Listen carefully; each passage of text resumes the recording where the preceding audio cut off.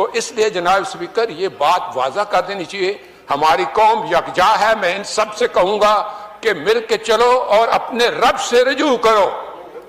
اے رب کعبہ، ہم تیرے آگے درخواست کرتے ہیں،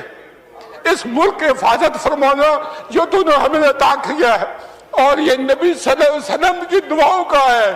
آپ نے قائد اعظم کو انگلینڈ میں ملاقات کی، خواب میں آئے اور ان کو کہا کہ جاؤ واپس اور جا کے پاکستان کا معاملہ حل کرو۔ آپ خانہ قلات کو خواب میں آ کے یہ حکم دیا کہ تم نے پاکستان کی سرنا ہے، یہ ملک بن کے رہے گا، اور تم نے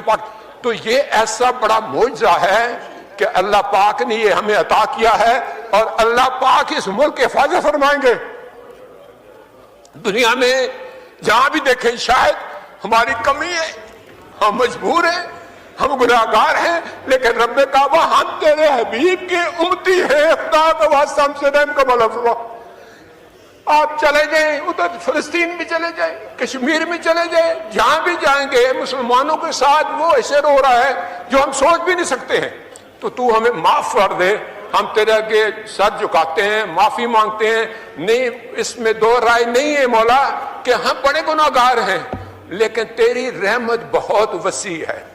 تو رحمت کا ایک ذرہ بھی بھیجے گا ہماری طرف تو انشاءاللہ ہماری کامیابی ہوگی۔ اور دعا کرتے ہیں رب کعبہ کہ اس ملک کی حفاظت فرما، اور ہمیں دشمنوں پر جو ہے وہ فقیرت فرما، اور ہمیں